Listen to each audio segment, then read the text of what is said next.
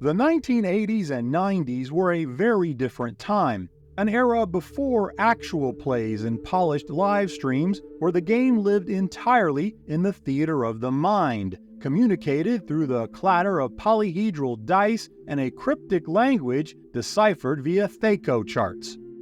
And the outside world was terrified. Parents, pastors, and news anchors warned of spiritual corruption, insisting that Dungeons & Dragons was a gateway tool for inviting evil into the world. From heavy metal lyrics to Mortal Kombat fatalities, moral panics fueled by the fear of the unknown were a decades-long soundtrack. They were, of course, wrong. The only evils being summoned were made of plastic and graph paper. Since then, we have watched this hobby grow from a goofy Saturday morning cartoon into the mainstream, with pop culture dominance seen in shows like Community and Stranger Things, and with A-listers like Vin Diesel, Henry Cavill, and The Rock openly expressing their love for the game, D&D has forever shed its basement dweller label. But amidst this victory lap, nostalgia can be a great deceiver. It tells us the golden age of tabletop gaming was a more innocent time. Dungeons & Dragons has always had a passport to far stranger, bolder lands. Over its 50-year lifespan, TSR and later Wizards of the Coast will have published an astonishing number of new lands and worlds, nearly 40 in total. Most were hospitable, some were weird, and a notable few were, well, complicated. Today, we are exploring the nuances of 5 campaign settings that have earned the unenviable distinction of being the most controversial in the game's history. And stick around until the very end, because after we count down the top 5, I have a bonus chapter to discuss a difficult question. In our pursuit of a safer table, have we actually gone too far in sanitizing the game? Now, let us begin, as all good countdowns must, at the very top. Ravenloft. It is the crowning jewel of Dungeons & Dragons horror. It has existed for over 40 years, giving us Strahd von Zarovich, the Domains of Dread, and one of the best-selling adventures in 5th edition history. But beneath the Gothic veneer, the setting has also carried controversy and a problematic history of real-world stereotypes and ethnic slurs that TSR and later Wizards of the Coast has spent the last 4 decades with varying degrees of sincerity trying to fix.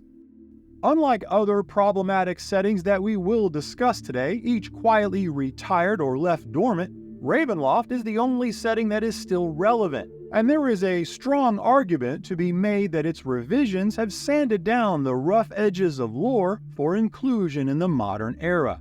Whether this was done sufficiently depends largely upon whom you ask, so the discussion is warranted, and there is some very interesting history to be learned along the way. Besides, a top 4 listing of anything, well, it just sounds odd. Ravenloft was first introduced in 1983 as a standalone adventure module written by the husband and wife writing duo of Tracy and Laura Hickman, reportedly conceived from a desire to run a homebrew vampire adventure that treated its central antagonist as something a bit more sophisticated than a monster to be stabbed. The villain was, of course, Count Strahd von Zarovich, a name that I think we can all agree sounds exactly like what a vampire name should sound like, and who has since become one of the most iconic villains in all of Dungeons & Dragons. The i6 Castle Ravenloft adventure module was so well received that it eventually spawned a number of sequels and, most importantly for our discussion, an entire campaign setting, formally published in 1990 as Ravenloft Realm of Terror, a box set for Advanced Dungeons & Dragons 2nd edition, designed by Bruce Nesmith and Andrea Hayday, and known today as simply the Black Box. The setting takes place in Barovia, the first of many future Domains of Dread, a collection of pocket dimensions called demi-planes that would eventually eclipse 50 in total, each ruled by its own unique Dark Lord, a villain of such profound moral failure that mysterious dark powers have seen fit to imprison them in a personal purgatory of their own making. which, if you think about it, is not only an elegant punishment, but far more desirable than ending up just about anywhere in the lower planes. Barovia is an elaborate set piece of Gothic horror, romance, and tragedy, all shrouded in mist. And these mists serve as both borders and metaphysical transport, snatching unsuspecting travelers from other worlds to deposit them in places they emphatically did not ask to visit. Ravenloft is a bleak, mostly godless realm where divinity's reach is limited. Clerics can cast spells, but divine power feels muffled, as if the gods are shouting through a very thick wall of mist. By design, the lore of the dark powers is never fully explained, which, along with a cast of unique and thematic domains, is one of the setting's greatest strengths. The dark powers mostly exist as a narrative force, not a stat block to be defeated. Barovia and each of the domains of dread are designed in every meaningful way to capture and keep all who breach its mist-bound borders. I have previously covered several aspects of this realm in great detail, which you can check out in the links below. Ravenloft's publication history is substantial, seeing its most extensive support in the 2nd edition lore, including new box sets, dozens of adventure modules, a quarterly magazine, and a robust line of novels. The sheer amount of lore provided by the Van Richten series of sourcebooks alone puts many other settings to shame. You will never want for a lack of lore in the Ravenloft universe. The campaign setting was revised for 3rd edition under the stewardship of White Wolf's Sword and Sorcery Studios, which expanded the many domains and gave it somewhat of a World of Darkness flavor found in another exceptional series of sourcebooks called the Ravenloft Gazetteers.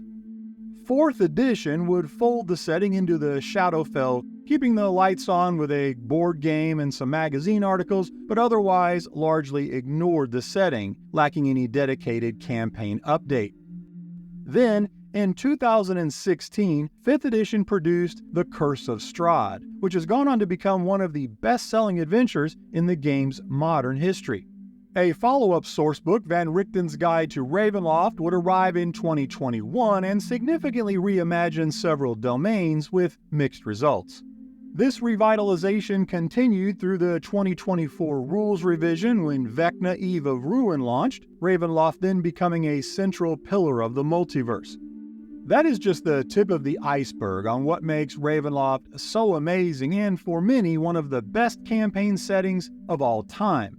But this is not a listing of amazing stuff in campaign settings, so here is where we must welcome controversy into our discussion, wearing its best Gothic dinner attire. There is a perfectly reasonable argument, and one worth hearing out, that Ravenloft's creation and the use of the Vistani and the more derogatory term it would eventually replace, gypsy, to model Romani culture, was never born of malice. Gothic horror has always borrowed from the theatrical trunk of tropes: dark castles, wolves howling on cue, and yes, the mysterious, ever-wandering caravan folk holding secrets and whispering prophecies from their crystal balls.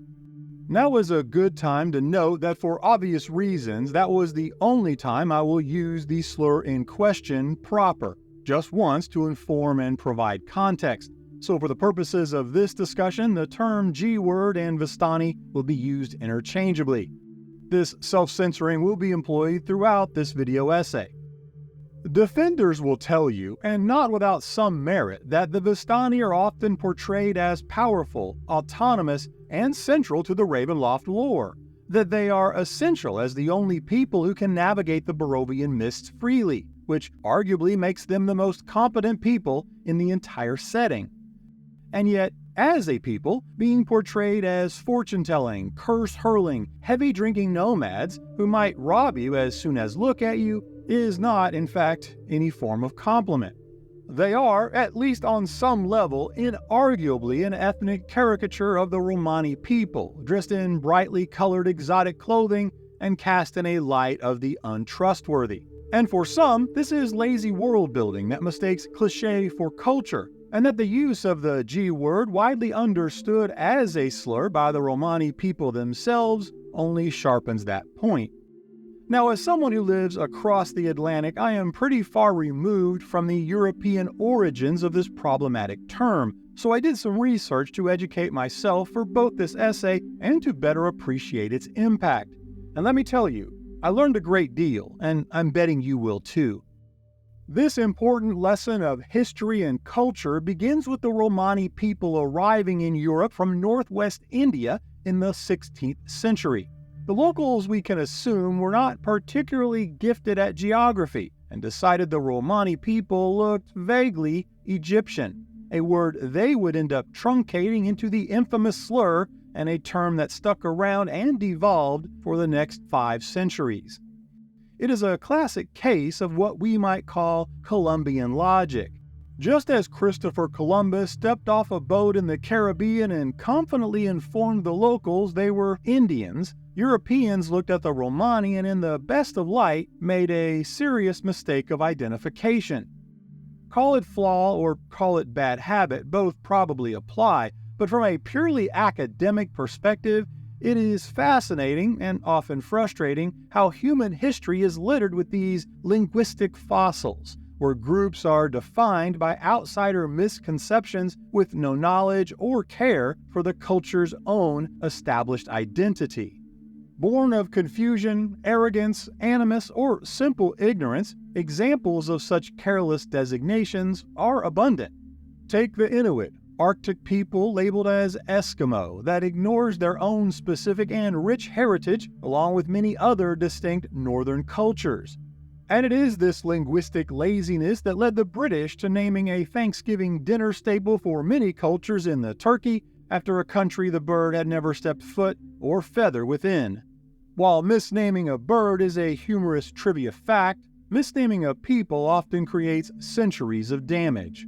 And in the case of the Romani, that 500-year-old tag continually devolved into something more insensitive, drifting between romanticized myths of the free-spirited wanderer to ever darker stereotypes, until it eventually worked its way into the lexicon as a variant verb that I will not repeat, but cemented the idea that an entire ethnic identity was synonymous with being ripped off, cheated, or swindled. It wasn't until 1990 that the Ravenloft authors realized a new in-world identity was required, officially introducing the name Vistani, but they recklessly still used the actual offensive slur in describing the new word they manufactured to replace it, which one can certainly argue defeats the purpose and solved nothing. By 1995, TSR designers were building deeper lore for the Vistani, dividing them into nations like the Kaldresh and the Bohm. Yet even 5 years removed, the sourcebooks continued to use both Vistani and the G-word interchangeably. You might understandably think to yourself, well, that was another time, believing that the term was within the social norms of that era. I freely admit that too was my initial thought prior to conducting my own research. I have since learned that acknowledgement of the term's insensitivity officially began to turn well over a decade earlier, in 1971 at the First World Romani Congress. There, representatives politely asked the world to abandon the slur and adopt the term Roma instead. To be fair to TSR, history indicates despite the polite request, it still took decades for the rest of the world to act, with institutional giants like the Council of Europe not scrubbing the word from their vocabulary until 2005. And it seems it wasn't until the early 2010s that mainstream public awareness finally began to take notice. This controversy would hit its apex within the Ravenloft setting after the initial release of 2016's Curse of Strahd, that retained much of that insensitive characterization, including the use of the slur. This drew immediate public criticism, unlike past publications, a clear sign that in the spirit of Bob Dylan, no, not the Watchmen, that the times they are changing. Wizards of the Coast would not remove the word until it issued a Curse of Strahd errata 4 years later in June of 2020. It should be noted that Van Richten's guide, released in May of 2021, went even further and attempted to provide a more thoughtful treatment, recasting the Vistani as a proud, diverse people with agency and complexity. Now, I gave TSR a bit of grace a few moments earlier, so it's only fair to point out that it would not be until October of 2020 when the International Holocaust Remembrance Alliance formally labeled the term a form of racism to, quote, negatively marginalize and dehumanize the Roma community, end quote. This factually confirms that Wizards of the Coast were at least months ahead of a shifting worldview. We have spent the bulk of this discovery covering the Vistani as the most problematic facet of the Ravenloft setting, but other controversies also existed. 2021 saw an effort to tackle the setting's history with ableism. The old madness tables, which often treated mental trauma as a quirky debuff, were replaced with stress and fear mechanics. And most notably were changes to the Bellevue family in the Abbey of St. Markovia that represent a significant yet subtle shift in how Dungeons & Dragons handles the intersection of physical deformity and moral character. In the original 2016 release of Curse of Strahd, the Bellevues were referred to as variant forms of the mongrelman trope, which linked genetic mutation to inbreeding, resulting in a loss of humanity and very low intelligence. Wizards of the Coast addressed this through several layers of errata and the 2021 updates found in Van Richten's guide. Through it all, we should try and remember that these were game designers writing adventures in which you could be exsanguinated into undeath by a vampire. They were not writing ethnic policy papers. And it is worth remembering that context before grabbing our torches and pitchforks, which in a Ravenloft essay I realize is a far too on-the-nose metaphor. This brings us to the unique position Ravenloft holds on this list, where I will posit that Barovia is the ship of Theseus of campaign settings. In replacing each of the controversial facets of the lore that we have discussed, are we left with the same Ravenloft? The answer is a resounding yes. Ravenloft stands as the only setting in our countdown that successfully navigated the transition to the modern era, and did so for very good reason. The setting is genuinely lore-rich, layered, and brilliantly good at all it does right. If you want horror in your fantasy, there is still nothing quite like it, and Strahd remains one of the finest villains in tabletop gaming. Ravenloft proves that problematic sharp edges don't require abandonment or the heavy hand of demolition, only nuance and reason. It is a success story that, sadly, the settings to follow were never granted. But I want to hear from you. Do you think the modern changes to the Vistani or associated lore have diluted the flavor of the setting? Let me know in the comments. I read all and will respond to most. Now, let us leave this realm of full moons and misty rains to embark upon a journey to lands of vibrant beauty in a setting crafted with passion, yet that still found itself abandoned in the shifting sands of time. Created by Jeff Grubb and published in 1992 as the boxed set Al-Qadim, Land of Fate, our number 4 campaign setting is situated on the continent of Zakhara, positioned south of Faerun across the Great Sea, making it an expansion of the Forgotten Realms setting while maintaining its own distinct identity. The product line ran from 1992 to 1994, producing approximately a dozen sourcebooks, multiple adventure modules and anthologies, and a well-regarded novel line.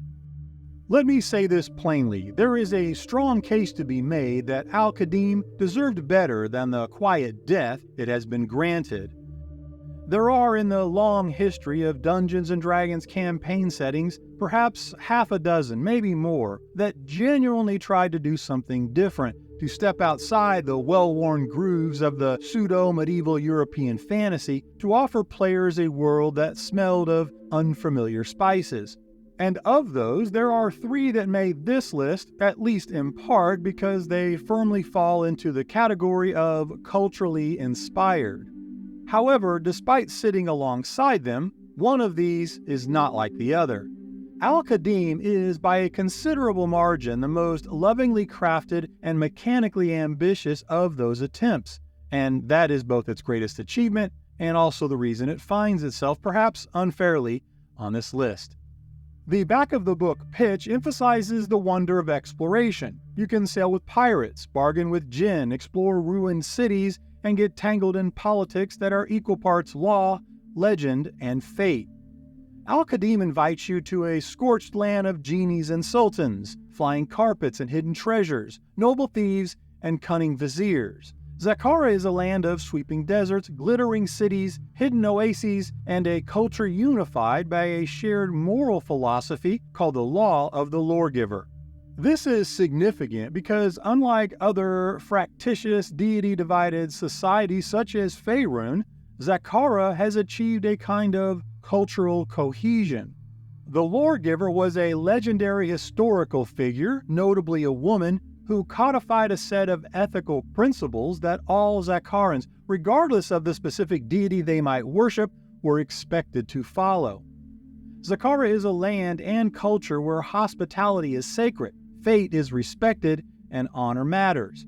The Golden Gulf is a lavish region ringed by great cities, none as striking as the City of Delights, Huzuz, the capital of the Grand Caliph. The City of Delights box set, in fact, is still considered among the finest city supplements ever produced for any tabletop role-playing game. And then there are the genies. If there is one thing al-qadim does most brilliantly, it might be these Middle Eastern apparitions. The four great genie races, Jinn of air, Tao of earth, Ifrit of fire, Merit of water, all fully realized political entities, each with their own hierarchies, rivalries, and agendas. They are not simply opponents to be fought, they are complex, layered powers to be negotiated with, tricked, appeased, and even on occasion married. The Sha'ir, a class unique to al-qadim, is a wizard who derives magical power through a personal genie companion, which, in my opinion, is one of the most flavorful class concepts D&D has ever produced. And yet, despite all of this, we cannot pretend flaws born of a different time do not exist. The land of Zakhara attempts to mirror the Arabian Nights, but its detractors might describe the setting as a collection of insensitive Western tropes, more resembling a fan fiction titled 1001 Awkward and Uncomfortable Arabian Nights. Al-Qadim paints a fantasy Eastern realm through the uninformed lens of Western views, and does so for consumption by a Western audience. It distills the distinct histories of Arabs, Persians, Turks, and North Africans into a single, seamless identity that flattens genuine diversity into novelty and costume. The Land of Fade included Holy Slayers, a faction clearly inspired by the historical Hashishin or assassins of the 11th century. However, while historically grounded and mechanically interesting, these organizations would start to map rather uncomfortably nearly a decade later into post-9/11 anxieties about Islamic violence. The setting's treatment of women, while variable and at times working to challenge stereotypes, are also often conflicting and generally viewed as reinforcing patriarchal assumptions about Middle Eastern societies, complete with harems, belly dancers, and even behavioral gender restrictions presented as cultural flavor rather than paradigms to be critiqued. Other concerns include humanoid markets allowing the purchase of personal thralls, depicted as exotic shopping opportunities, and the division between the enlightened and savage peoples mirror the language of colonialism in ways that should give any thoughtful reader pause. The author Jeff Grubb has spoken since the release about his design philosophy, and it is evident that he approached the material with genuine affection and considerably more cultural awareness than many of his contemporaries. The lands of Zakhara are often presented as sophisticated, cosmopolitan, and in many respects superior to the standard European-coded societies across the realm. For 1992, this was extraordinary work, and maybe, just maybe, it deserves to be remembered as such. So, where does that leave us in the modern lore? As of 2026, the al-qadim setting has received no official 5th edition support.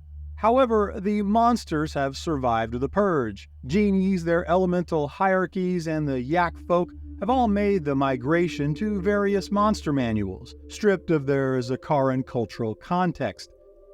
The biggest challenge any reboot of al-qadim faces in a modern era is not that it was ever made in bad faith, it clearly was not, but that even well-intentioned cultural tourism can become distorted as real-world cultures evolve, for better or worse. Still, any notion that the entire setting is irredeemably tainted, that this genie should simply stay in its bottle, strikes me as an overreaction. Every setting is a product of its time. Even the Forgotten Realms is riddled with assumptions about race, civilization, and moral essentialism that 5th edition has spent years carefully dismantling and revising, yet nobody seriously suggests ever shelving Faerun. Al-Qadim was created by people who genuinely loved the literary and cultural traditions they were drawing from, and who tried harder than most to create something respectful, inventive, and most certainly beautiful. Does it have flaws to be corrected? Of course it does. The Holy Slayers might require new thoughts. The civilized versus savage dichotomy could use a stronger critique and the addition of moral complexity. And the treatment of women could be refined to better reflect changing gender dynamics and become less decorative. And finally, the casual approach to systematic servitude, a recurring problem on this list generally, needs to be treated with the gravity it warrants. But you will notice that I did not call for the removal of anything. I call for nuance and agency. So is al-qadim worthy of a modern reboot? Yes, with caveats. The world building is superb. The genie politics alone are worth the time investment. The emphasis on hospitality, fate, and moral philosophy provides a welcome contrast to the kick-in-the-door adventuring standard. And the setting offers a flavor of fantasy that remains genuinely underrepresented in Faerun and, for the most part, modern tabletop gaming at large. Al-Qadim is that beautiful brass lamp you find in a shadowed market stall. Ornate, intriguing, and possibly full of wonders, but also the knowledge that if you rub it thoughtlessly, it might be capable of releasing something that will make everyone in the room most uncomfortable. So approach it with respect, a little research, and the humility to say, perhaps we don't need that harem subplot after all. Where al-qadim stumbled from the clumsy affection of cultural tourism, our next entry suffers from something far darker.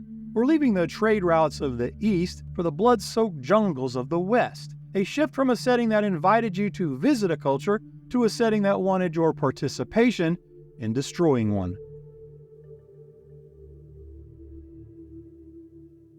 Critics will tell you that our number 3 most controversial setting takes the rich, sophisticated civilizations of the Aztec, Maya, and other Mesoamerican peoples and reduces them to a blood-soaked backdrop of sacrifice, superstition, and savagery. That the Maztica campaign setting is, for all intents and purposes, an offensive redux of real-world history, detailing the Spanish conquest of the Americas. A pro-colonialism narrative that brazenly expects you to root for the conquistadors and the many atrocities laid upon the lands and the native people. And if anything in that summary made you wince, well, then you understand why Maztica made this countdown. Supporters would defend the setting by offering Maztica as a genuine, if perhaps imperfect, but well-meaning attempt to expand beyond the Euro-medieval cultural boundaries, to bring Mesoamerican mythology into fantasy gaming, thereby giving players access to cultures usually ignored entirely. Unlike worlds such as Eberron or Greyhawk, Maztica, like al-qadim, which would release only a year later, is an expansion into newly discovered lands of the already firmly established core setting of the Forgotten Realms. Maztica was created by Douglas Niles and published in 1991 as a second edition box set titled simply the Maztica Campaign Set. It was accompanied by a novel trilogy collectively known as the Maztica Trilogy, also authored by Niles.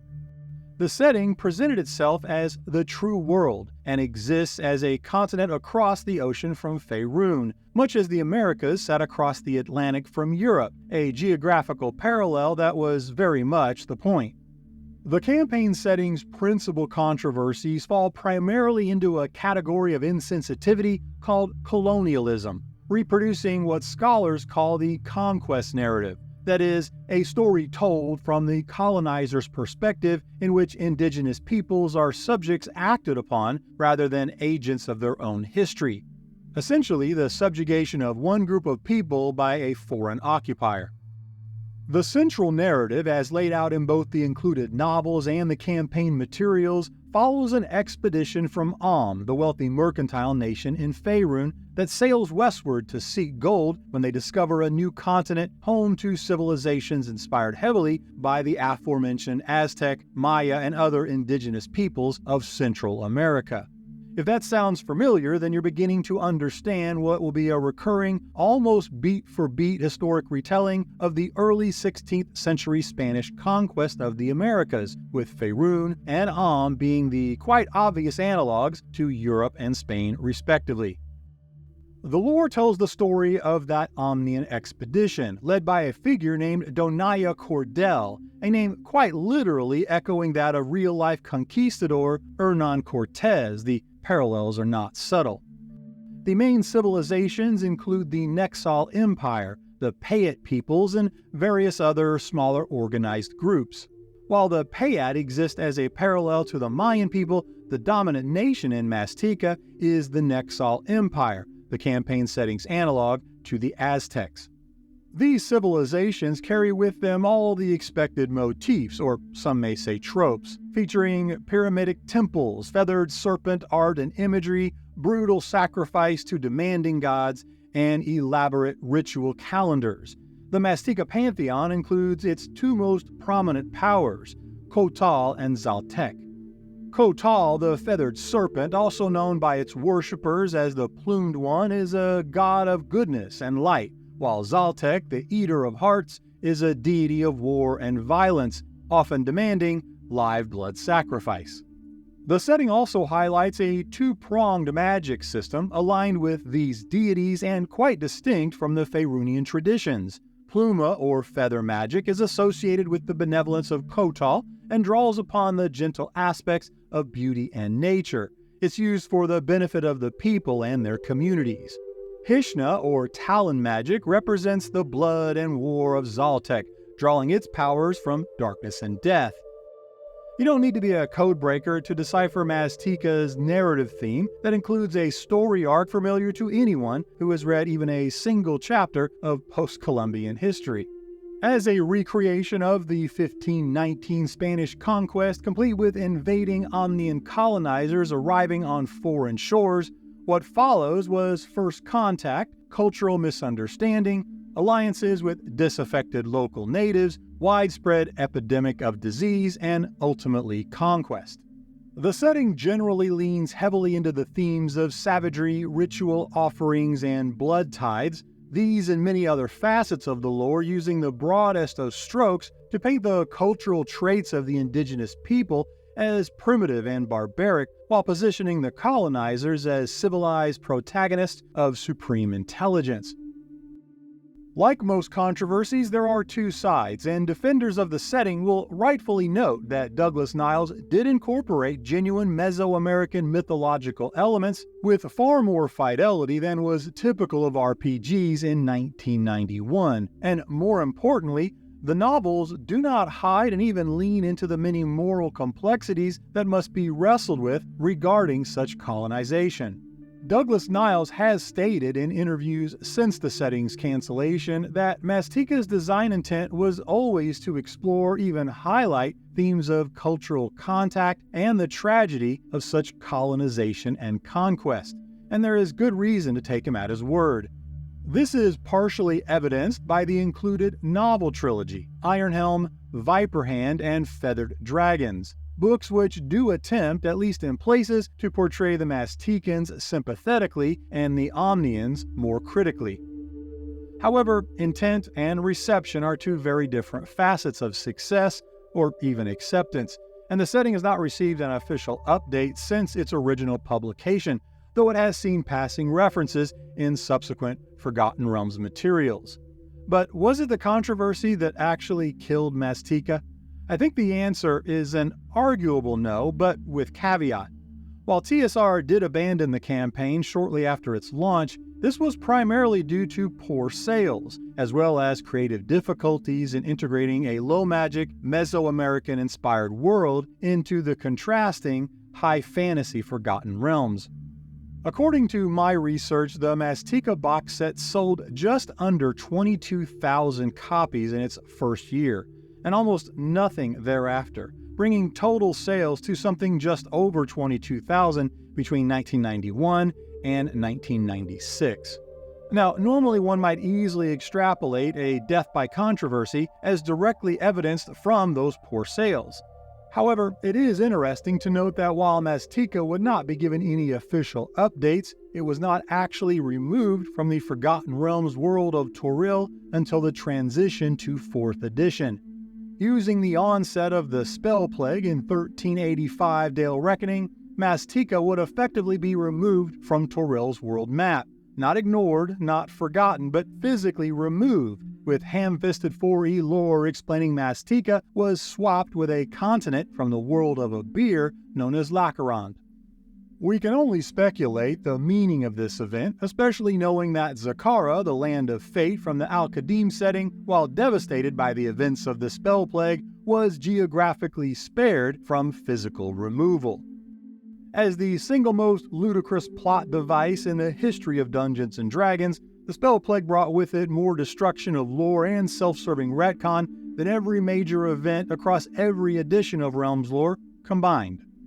It is a fascinating rabbit hole of the ridiculous, full of conspiracy that I have covered previously and encourage you to check out. I have quick links in the show notes if you want to learn more. In a minor twist to our story, Maztica would be quietly returned to our world, at least geographically, during the 4E lore walkback of 5th edition, known as the Second Sundering. Alas, Maztica has still received no major official sourcebook support in the 5E lore, and I would be remiss if I did not note that in 2020, Wizards of the Coast added an official disclaimer to the original 2E Maztica campaign set, stating that the legacy content does not reflect current values and may contain ethnic, racial, and gender prejudice that was common at the time, which they now recognize as wrong.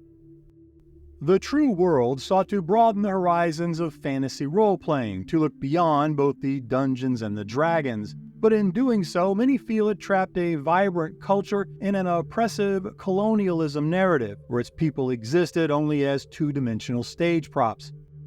Controversies aside, the concept of expanding the discovered lands of the Forgotten Realms was and still is a great idea.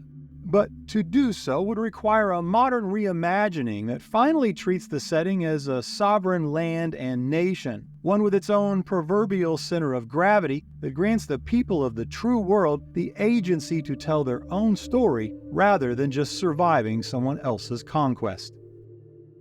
If Maztica is a tragedy of history, our next entry is a tragedy of the future. We are departing the lush green jungles of the Forgotten Realms and Toril to journey off-world, arriving on a dying planet where the problem isn't the sacrifice and demand of blood gods. The problem is there are no gods at all to hear what will become your most desperate prayers.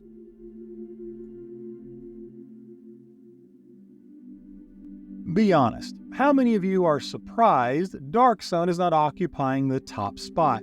If the community polls are any indication, well over 50% of you expected Athas to take the crown, and looking at the sheer brutality of the setting, it's easy to see why. And if this were a countdown of the most extreme and abrasive settings in all the multiverse, then a crown of cruelty Athas would certainly wear. If Ravenloft is a gothic horror romance, Athas is a death metal album come to life. A soundtrack of harsh imagery, nihilistic themes, and short lifespans that your parents definitely would have confiscated. Visually speaking, the darksun setting could best be described as a savage wasteland you might mistake for a medieval spin on the themes of Mad Max. A world set under a blistering sun where magic is borderline outlawed and you are always thirsty. If you have ever said to yourself, I want an experience that is diametrically opposed to the tired Tolkien-esque fantasy realms, then darksun greets you with open arms, and likely a set of chains and shackles. darksun was created by Troy Denning and Timothy Brown, first published in 1991 as a box set for Advanced Dungeons & Dragons 2nd edition. The setting takes place on Athas, a desolate world both cosmically and terrestrially, where violence is common but hope, along with most resources, is most definitely not. darksun is a dying world dominated by the unchecked death of the planet, seen in the spread of barren deserts, eating what few pockets of plant life remain. Here you will find no lush green countryside, no snow-capped mountains, or tempestuous seas. It is a land where one might think to use an aphorism common on other worlds, such as, water here is more precious than gold. But here, even such a proverbial phrase simply cannot stand. Because in addition to a critical shortage of water, mines have become exhausted as the planet's metals are nearly depleted. All of them, from iron to gold, metals are among the rarest of resources, meaning that weapons and armor are most often crafted from minerals such as stone or obsidian, as well as the bones of the dead and chitin plates of fallen monstrosities. What Athas does have in great abundance are the 4 S's: sun, sand, suffering, and slavery. Now, I will need to dance around that word, calling it systematic servitude as we move forward, for reasons that should be obvious. But I also don't want to sanitize the depth of oppression and cruelty that is the darksun setting. To do so would be to miss the point entirely, because the world's brutality is the point. This is just one of many facets of this setting's lore that landed on this list, and something we're going to circle back to in just a moment. Before that, let's establish the planet's origin story through a bit of Athasian history. The darksun lore tells us the brutality of this world began with ecological and magical calamities. We have established that Athas is hot, but it was not always this way. The planet was once verdant and beautiful, that is, until it became the victim of defiling magic. Arcane energy is not a renewable resource here, and is in fact a parasite upon the world. You see, Athas does not have a magical framework, such as Mistra's weave of the Forgotten Realms, to power the magic of the land. Magic functions here from a single source, drawing upon the life essence of the planet, with every spell cast leaving a few more inches of dead earth in its wake. The geography of Athas now reflects the resulting devastation of such reckless use over countless ages. This can be seen all across the planet, such as the Sea of Silt, once a vast ocean, now a deep, dry bed of choking dust with not a drop of water in sight. And the power of the divine? Don't bother wasting your time you could use to scavenge a few drops of life-saving water with any sort of prayer. Athas is a wasteland of such misery that even the gods have long abandoned the world, or perhaps they too fell prey to this dying planet, or simply were never here to begin with. Regardless, this theological void means divine pleas for salvation are only met with the silence of howling desert winds. Clerics must secure their power through bargains made directly with the elemental planes of earth, air, fire, and on the rarest of occasion, water, or the para-elemental forces of silt and sun. Then there is the darker history of Athas, starting with the Cleansing Wars. The sorcerer kings who ruled the city-states were once champions tasked with a singular, horrific goal: annihilation of the living. This was a dark order to purify the world through systematic extermination, and they mostly succeeded. There are no orcs on Athas, no gnomes, no pixies. They were wiped out long ago in the Sorcerer King's slaughter, treated now as an historical fait accompli. This biodeterminism extends to those species that did survive. This includes the halflings. Now, for those who hold halfling knowledge gleaned from Realms lore or tales from the Shire, you're in for a bit of a shock, as the halflings of Athas are diametrically opposed to the vision of friendly, pipe-smoking farmers in their cozy village homes. These halflings are xenophobic, feral, and most disturbingly, cannibalistic. You should be warned that, and I'm not making this up, the halflings of Athas will happily and remorselessly eat your fellow party member, or you. They take great delight in the hunting of sentient beings, leaning hard into some of the most uncomfortable of any savage trope across any setting's lore. And the halfling might not even be the most controversial of Athasian beings, because we have yet to talk about the mules. Perhaps nothing quite encapsulates the cruelty or problematic history of darksun quite like the mule. Often incorrectly pronounced as mules or mulls, page 14 of the campaign guide does provide us the proper pronunciation as mule, a name meant to both describe their purpose while also demeaning their status. They are a chattel class of people born of sterile breeding programs, forced unions between humans and dwarves designed solely to create indentured and bound thralls, durable enough to survive hard labor in the abrasive climate. They are literally bred to be property, characterized by a species profile that emphasizes their violence and aggression, which brings us back to the setting's most foundational controversy: systematic servitude. Darksun doesn't just include indentured servitude generally. In a world that offers such scarce resource, it is, in actuality, central to the economy, the society, and even the expected player experience. Players of the setting are presumed from the outset to find themselves on Athas as either thralls, recently freed thralls, or part of the oppressive ruling class. And it is worth noting here that this was always the design intent. Athas is a world meant to make players feel uncomfortable, to wrestle with the complexities and moralities of choice in one of the most hostile settings you will ever find. Still, while properly framed as historical evils, these oppressive characteristics are so intrinsic to the setting that their inclusion for many just sits incompatible with modern sensibilities. And the fact that there are no less than 3 words I'm forced to self-censor in this video is both ironic, yet also symbolic of a changing culture that has impacted all of the settings we are discussing today. There is no denying the setting offers a stark departure from the ordinary. Darksun is artistically distinctive, gritty, and poses some interesting and complex questions about environmentalism, power structures, and of course, survival. It is a world that I personally have greatly enjoyed building upon and sharing with others. But out of the box, Darksun is also a world built atop a foundation of oppression and servitude that is so deeply woven into every facet of the setting's themes that for many, and certainly for Wizards of the Coast, there is no amount of "but it's meant to be critiqued" that can entirely excuse its problematic traits.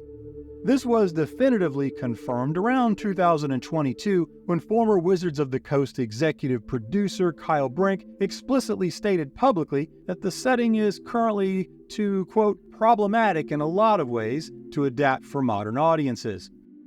And looking at such a dark laundry list that includes themes of annihilation, subjugation, oppression, and many other atrocities, it is easy to see the many challenges that need to be overcome for any modern era reboot. However, unlike the setting that occupies our top spot, I do believe Darksun is redeemable, and I will make my case for why in the next chapter. Until then, if you do venture to Athas, bring plenty of water, along with a well-considered Session 0 covering what concepts everyone is and isn't comfortable exploring. Also, maybe a therapist to deal with the PTSD you will likely leave with. That is, if you leave at all.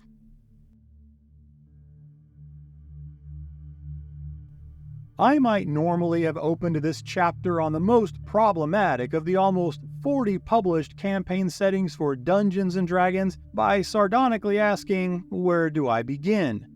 However, with the word Oriental Adventures plastered right on the front cover, that opening inquiry of the setting's core problem is answered long before you turn a single page. For the very same reasons outlined throughout this discovery, I'll be using the term Orientalism and kara-tur interchangeably as an alternative to repeating such an insensitive word, even in academic format. While the term Orientalism first appeared in the English lexicon in 1769, its usage and meaning has evolved greatly in the 2 centuries that followed. The modern, critical definition, referring to a patronizing Western attitude toward Middle Eastern, Asian, and North African societies, was established in 1978 with the publication of Edward Said's book titled Orientalism. The exclamation mark on this evolution would culminate in 2016, when President Barack Obama signed legislation removing Oriental from all U.S. federal laws, replacing it with Asian American. With this foundation now established, I think it's important to acknowledge from the outset that any literary crimes of the setting's authors are intensified, dare I say even exaggerated, by the modern light of 2026, and fall more charitably into a category of Western ignorance. Any claim that the designers were willfully intolerant or attempting to demean a people is simply not credible. To the contrary, a perfectly reasonable argument can be made that the product represented something genuinely well-intended for its era. 1985 mainstream American fantasy was an almost comically narrow corridor of medieval tropes. Kara-tur was an attempt to reach beyond and ask if there are other mythologies worth exploring, other heroic traditions worth inhabiting. And many Asian American players of a certain generation will tell you with genuine warmth that kara-tur was the first time they saw anything remotely resembling their heritage reflected in a hobby they loved. It was, in its own clumsy way, an act of creative admiration that has to count for something, even now. However, it also has to count for something that the way they went about it was, to put it gently, tone-deaf and ill-advised. What was ultimately delivered was not a celebration of Asian cultures, but a kind of theme park reduction. A greatest hits album where every hit was a marginalized and/or distilled racial stereotype, each lacking both nuance and any historical context. Samurai, ninja, wujin, and monks all blended together with no concern for which century, country, tradition, or civilization they actually represented. It was a setting that treated an entire continent of distinct peoples, cultures, traditions, and histories as one exotic flavor, if soy sauce can be called exotic. The original hardcover was published in 1985 and written by Gary Gygax. And despite everything I just opened with, one of the more interesting facets of the controversy is the commercial context. The hardcover wasn't just popular, it was a massive success and remains the 3rd best-selling TSR product of all time. Not the 3rd best setting, the 3rd best product, period. Over 307,000 copies. This popularity would ensure the release of the campaign setting of kara-tur, which was formally detailed in the 1988 box set written by Mike Pondsmith. Yes, that Mike Pondsmith, who would later go on to create Cyberpunk 2077.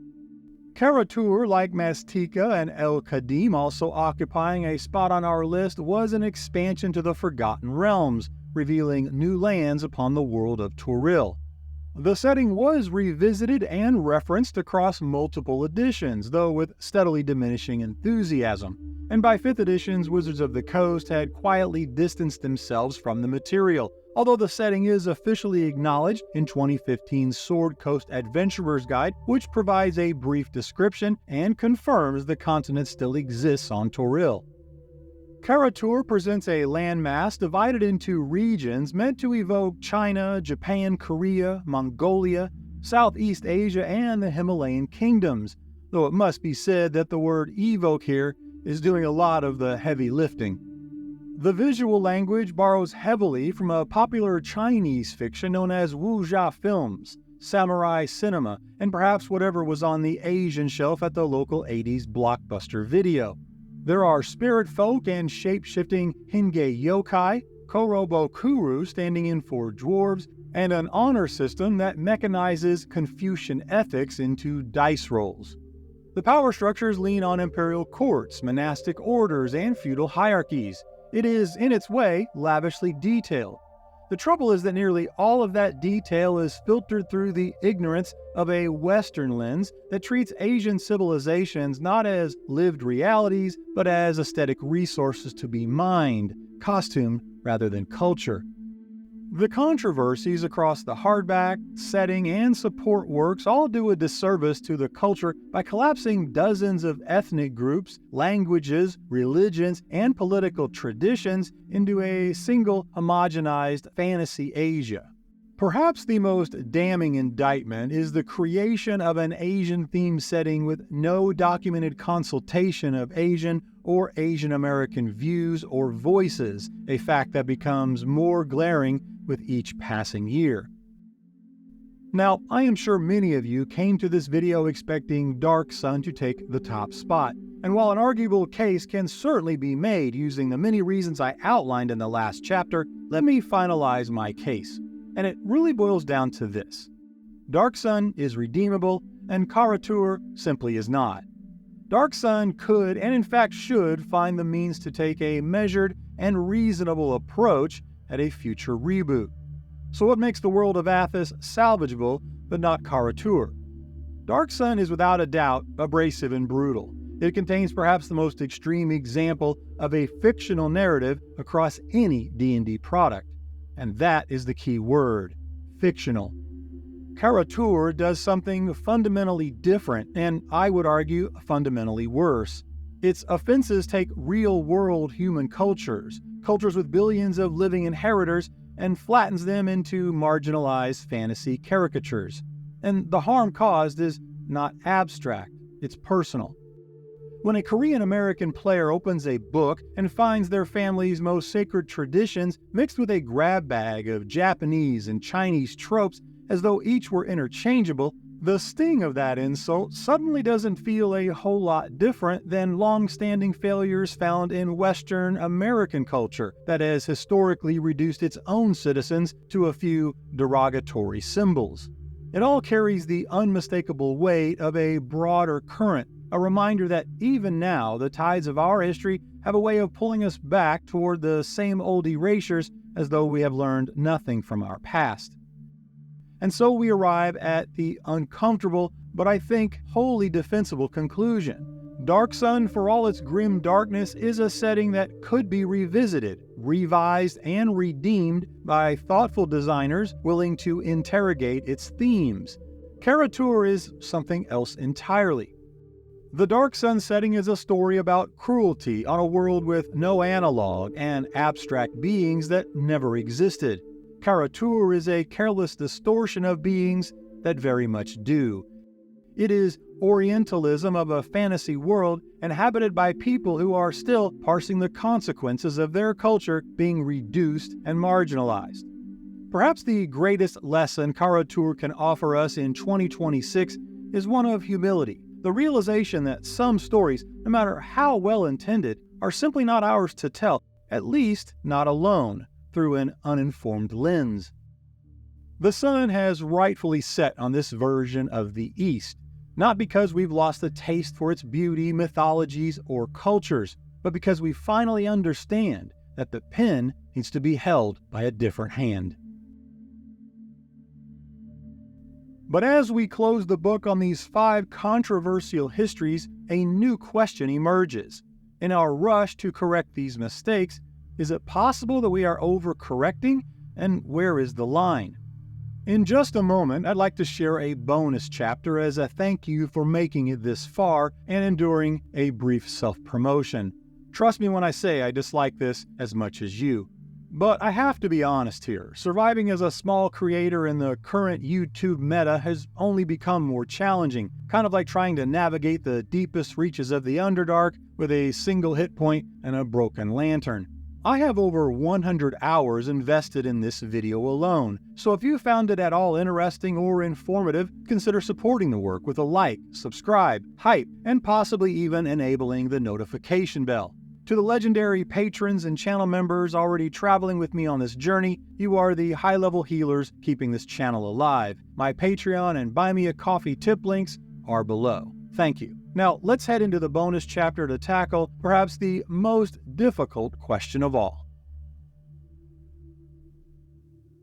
As we leave the problematic histories of these 5 settings behind, we find ourselves staring at maps across the entire spectrum of lore that keep being redrawn. And in a genre defined by escapism, where we willingly step into a theater of the mind filled with horror, undeath, and the darkest forms of evil, we're left with some lingering and difficult questions. In our pursuit of a more welcoming table, have we gone too far? And will the line of social acceptance ever find a comfortable endpoint that is acceptable to the vast majority? While I won't claim that my bias and opinion did not leak into each of the settings I've covered today, I did make a concerted effort and have saved the bulk of my personal thoughts for this bonus chapter. And my first and perhaps strongest opinion is that there are, in fact, at least 2 lines of social acceptance. One that covers fantasy analogs to real-world people and cultures, such as the lands of kara-tur we just discussed, and a second line for fantasy themes devoid of such connections to the history of humanity. When it comes to the first, I firmly believe the line should move as far as it needs to for those impacted to feel comfortable, even if I may disagree, for the most logical of reasons. I'm not the one affected, and it is not my opinion that really matters. However, it is the second line where I'm given some pause. One current evolution that I am personally struggling with is the end of in-game certainty that a creature is born with a moral compass of alignment preset to evil. I've always found it one of life's small, reliable comforts that when I sit down at my favorite type of table, the one cluttered with the oddly shaped dice, and it's soon announced that a band of insert your favorite monster here, be they orcs, gnolls, whatever, is now charging from a tree line, that I know with the same certainty that I know the party will always follow the path least prepared for by the dungeon master, that those are monsters and they are not bringing muffins. And yet, I now wonder if and when that may become a problematic assumption. Is such empathy limited only to humankind and real-world cultural influences, or have we been on a slippery slope for decades where the logic of the modern lens continues to drift further and unchecked? We have seen the drow liberated from their mold as inherent Spider Queen-worshipping villains to a nuanced culture of refugees and rebels that now extends far beyond the single outlier named Drist. Okay, I can get behind that. But we have also seen negative modifiers removed from the intelligence of humanoid monsters such as kobolds to address any uncomfortable parallels to the real world. Why can't orcs simply be evil by default? Surely the entire point of a monster lies in its reliable monstrosity. Do we eventually extend such inclusion and sensitivity beyond orcs and gnolls, questioning the morality of slaying a zombie who never asked to be raised in the first place? Call me crazy, but I find profound narrative comfort in knowing that a zombie is not just misunderstood. It is, in fact, a zombie. We are, after all, talking about a game where murder hobos slay the guilty and innocent alike, liches consume the living, and dragons routinely burn entire villages to ash. Yet this evolution we are seeing is a rapid current, and it is all too easy for well-meaning players, game masters, and world builders to be left behind by shifting norms through no fault of their own. It is worth considering that perhaps we are looking for answers in the wrong place. Maybe the guidance we need is not found in the rule books or its updated errata from a corporate entity who is driven only by the general ledger of profit and loss. The beauty and greatest strength of the Dungeons & Dragons community has always been that the books are just ingredients and spices. It's up to us to make the meal. The canon is yours to curate as it best fits those at your table, and there are no wrong answers or limitations in how you run your game, provided that those answers are determined together and equitably through inclusive discussion and a strong session zero that truly values the people at the table more than the lore on the page. We can acknowledge the mistakes of the past without erasing the dark wonder of the present or the future. We can build worlds that are dark, terrifying and full of all the sharp edges, while ensuring that the only people getting hurt are the powers we battle and the characters on the character sheet. In the end, the most important rule has nothing to do with THAC0 or rolling advantage. It is the understanding that while the mists of Ravenloft may always be cold and unforgiving, the table we sit at never has to be. Thank you for watching until the end and embracing my work. If you want to help a small creator like myself, all of my support links are below, and a hype is appreciated. I look forward to your thoughts and our next journey together. Until then, take care, my friends.